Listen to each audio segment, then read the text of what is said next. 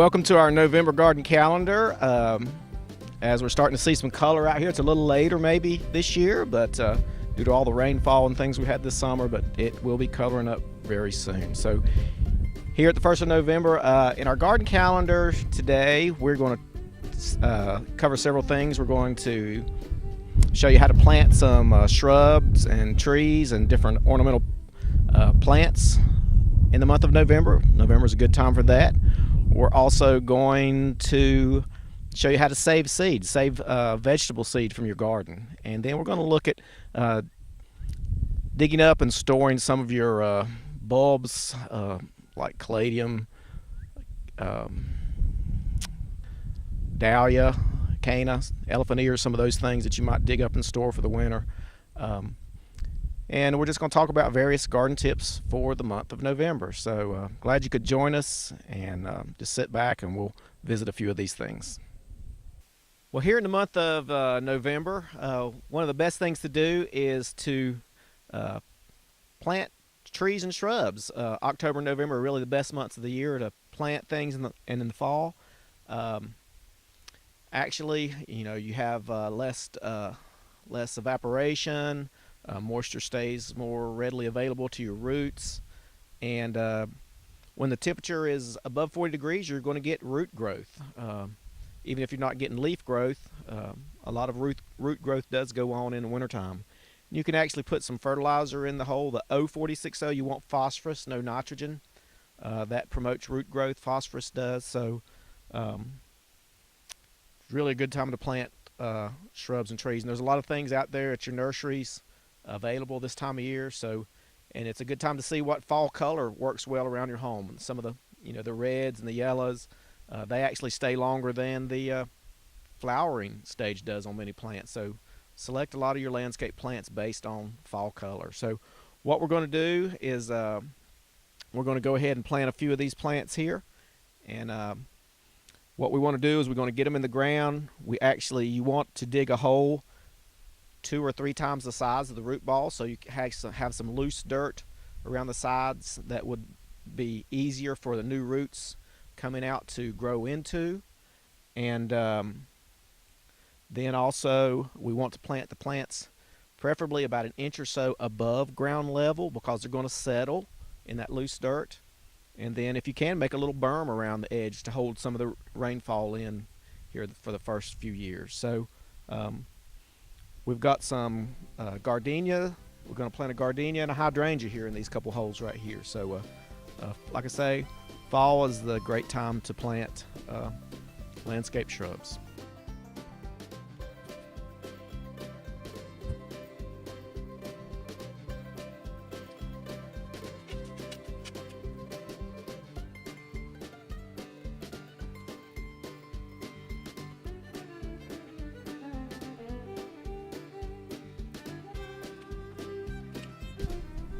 Now if you look, we've got that plant about an inch above the original ground level, and then if we have some mulch, we can put some mulch out around that berm, kind of hide that berm, but that berm actually is going to trap rainwater and hold it in to funnel it down over the roots of that plant. So that's what you want to do.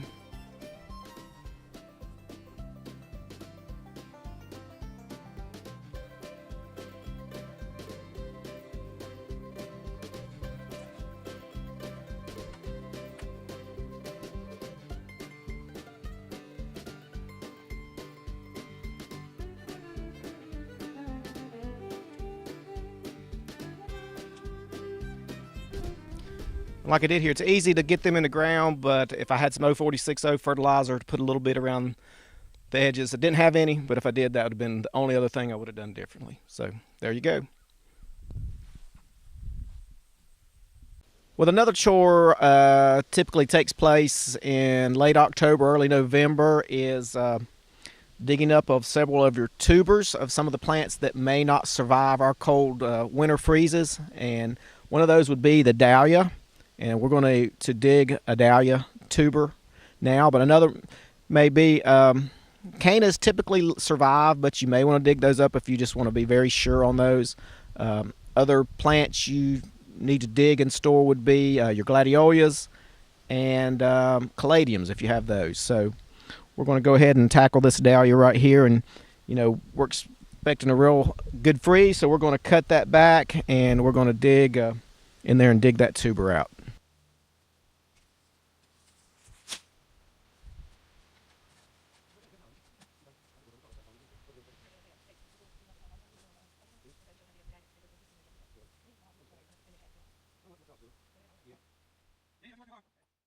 So see, what you have here is you have multiple eyes you can divide and have several more dahlias next year.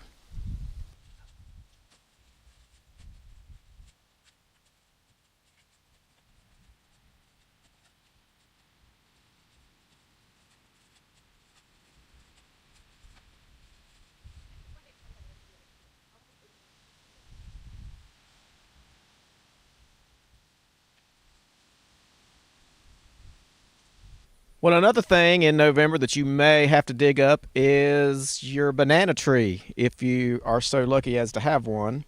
There are a few varieties of bananas that are hardy to our zone, but the majority of them aren't. I'd say about 99% of bananas will not survive the winter. So if you've got one or know somebody that's got one, we're going to demonstrate how you dig one up and save it for the winter. But once you do dig it up, I just typically wrap the root ball in a plastic trash bag or something, and you could store it in a basement, or you could store it under a crawl space of a house. Just slide it up under just somewhere where it would not freeze over winter. So here we go.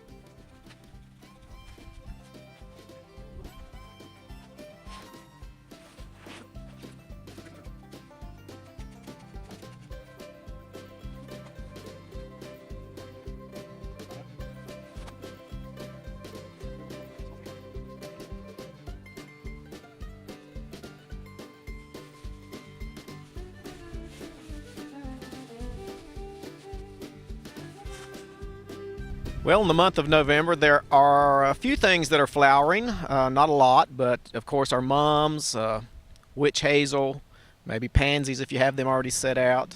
But there's a lot of beautiful berries out there. There's the American beautyberry, nandinas, pyracantha, dogwood, Washington hawthorn, and then several of your hollies have berries. So a lot of pretty berries in the month of November. And then, not much to prune, but if you do have frost-killed perennials, you can go ahead and cut them back to the ground, so that you can do that in November. Some things you can plant, pansies. You can go ahead and get them out if you hadn't already. You can plant onions and garlic in the month of November. And then fertilizing. If you haven't got your fall fertilization out there on your lawn, you can go ahead and fertilize your lawn, either a half a pound to a pound of actual nitrogen per 1,000 square feet, and then also keep your leaves raked off your lawn. Don't let the sunlight be completely blocked from your lawn, or you could have some killing of some cool season turf there. Chores for the month of November, of course, plant trees and shrub, a great month for that. Start a little planning. Plan for fruit trees in the spring, and we always have our extension plant sale, so be mindful of that after the holidays. Water young plants if you sent them out, your trees or shrubs. If it's a dry spell, you may need to water in the winter or fall, so keep that in mind and don't forget about them. Think of garden-related Christmas gifts as Christmas isn't too far away. Think about those your favorite gardeners and some things they might need. November is a good time to soil sample, and there actually is going to be a fee for soil sampling right after the November Thanksgiving holidays through March. So if you get it turned into the soil lab before Thanksgiving, there won't be a fee. So go ahead and get those soil samples, get them in quick, so you won't have to incur that winter fee. And then finally, winterize those tools. like drain the gas out of your lawnmower, sharpen your blades, get the grass clippings out from under the deck. If you've got some rust on some tools, sand that off or brush it off the wire brush, oil them, whatever type of maintenance you need to. You hate to get out there and start a spring project and your tools aren't ready, so get those winterized before you put them up. And then garden hoses, go ahead and be draining the water out of those, and they're best to coil them up and lay them flat. Don't hang them up on a nail where they'll get pinched and get some cracking through the winter. So take care of those tools and you'll be ready for the spring. So I believe that's it as far as some garden chores for the month of November. Hello, I'd like to talk to you a little bit about saving seed today. Are you one of those avid gardeners that like to save your garden seed? Well, there's many reasons to save seed. One reason is to maintain the true heirloom varieties. Another could be to save money from not having to purchase next year's seed. But one major reason that people like to say is just to see if they can do it. And it's not really that hard, so let's look at how to. Vegetables that seeds are often saved from by the home gardener are bean, cantaloupe, corn, cucumber, lettuce, pea, pepper, pumpkin, squash, tomato, and watermelon, and a few others. So first of all, saving seed is limited to the open pollinated type of vegetable plants. Open pollination is pollination by natural means, such as wind, insect, bird, etc. These seeds typically hold true to type, producing a plant identical to their parents. One should not save seed from hybrid vegetable plants. Hybrid seed is especially bred by seed companies for a specific trait, and these seeds do not reproduce plants or produce that are as desirable as the parents were. When it's time to collect seed, pick the largest, healthiest vegetables to extract seed from. I know this is hard to forfeit your best specimens, but if you want the best plants with the best traits next year, you must do this.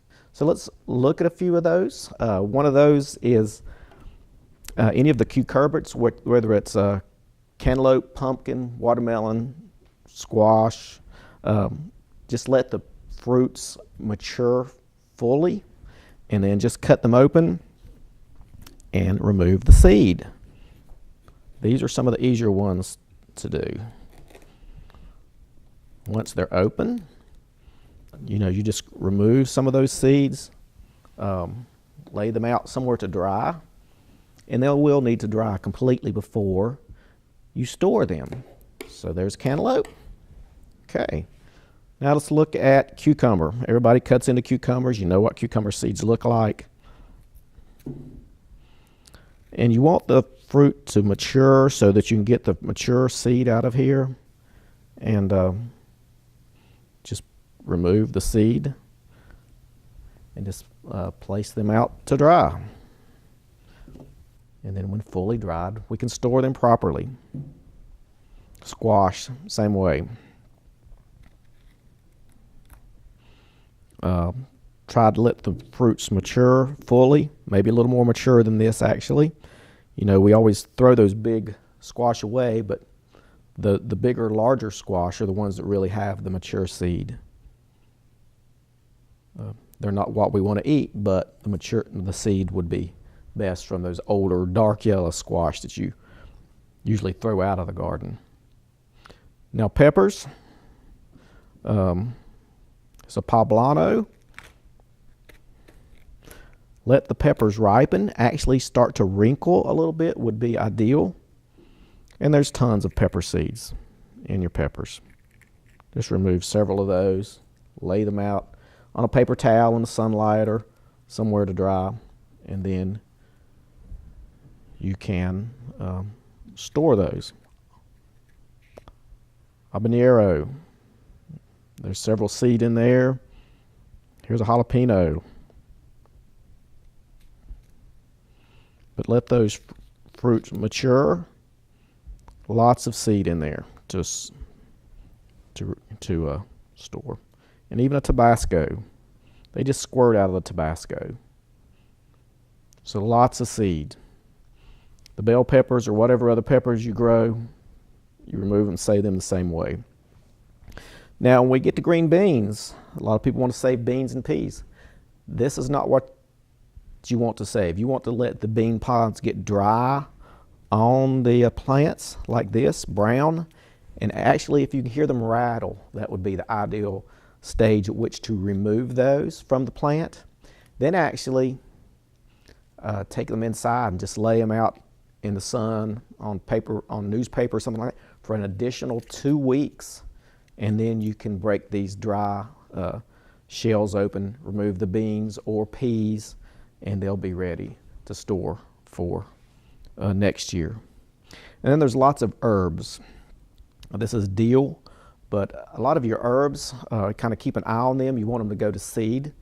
You take your seed head like this, and then just you want to hang them upside down with a paper bag. Get several heads upside down, and if you can place a paper bag around them and kind of rubber band the paper bag and just hang this upside down for several weeks. Let it dry. More of the seed will dry and drop, and then at end of that period, just take the bag and shake it, and a lot of seed will come out loose in that paper bag. So that's how you can save a lot of your different herb seeds.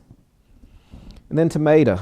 It's a little different, but get a good ripe tomato, maybe even a little riper than this. When it shrivels a little bit, that would be fine.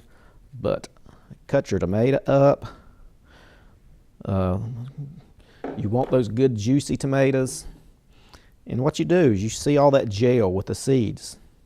Take some of that gel with the seeds, kind of like Jell-O, and just put it in preferably a jar would be better, a glass jar, and put it in there, and it's like a gel, and just stir it up and let it sit in a window for 5 days, and come back and stir it about twice a day, and that gel will break up, and you'll get kind of a gel watery mixture, but your seeds will settle to the bottom. So after your 5 days of stirring and letting the gel separate, come in, pour off the water, gel mixture, and you'll have your seeds. And you can lay them out on a paper towel or something to dry for a few days till they get good and dry. So once you do your vegetables such as this at the end of the year or whatever, saving seed, what you'll want to do is once you have dry seed, it's okay to put them in plastic bags or envelopes and label them so you know what you've got, put a date on them, but then take your little individual packets and put them in an airtight container, preferably a glass jar. A quart jar works wonderful. It really makes an airtight seal, so you'll have your little various packets in your quart jar. But before you put them in the quart jar, either in your little individual packets or in the quart jar if they're in envelopes, but preferably in the little like a paper envelope or in the Ziploc bags. Put some silicone gel, these little packets. You'll see them in seed bottles, packing material. A lot of your electronic equipment has these little packets in them. You can even buy silicone gel and put that in there with your seed, and that will draw out any excess moisture, and that's very important. Keeping it stored without sunlight and where moisture is drawn away from it. So put a lot of your pill bottles have these little silicone gel packets. Save them over the course of the year. They're great for putting in your seed packets because, like I say, keeping them dry is a must during a storage period. Then you put them in the jar, which is sealed in an airtight container. And then actually, they do keep a little longer if placed in a cool area like a refrigerator or a freezer. Put that airtight glass container in a refrigerator or freezer. And if you store seeds in this manner, seeds should last 3 to 5 years. So seeds stay very viable and have good germination even after 3 or 5 years if you keep the moisture out and keep them cool. If you bring that jar out next year, it's important that you let the glass jar come to room temperature before opening it. If you bring it right out and open it, you get a lot of condensation and moisture right back on your seeds. So be sure to let it come to room temperature before opening it. But that's just some tips on how to save your own seed, and it's really not that hard, so give it a try. Well, I hope you've enjoyed our garden calendar for this month. If you have any questions or want a little follow-up on something we've covered, you can find us in several different ways. One is our location is 376 First Avenue Southwest in Taylorsville, and we are located directly beside the health department, right outside the front doors, or in the back parking lot of First Baptist Church. Or you can call us at 828-632-4451, or you can find us online at alexanderextension.com.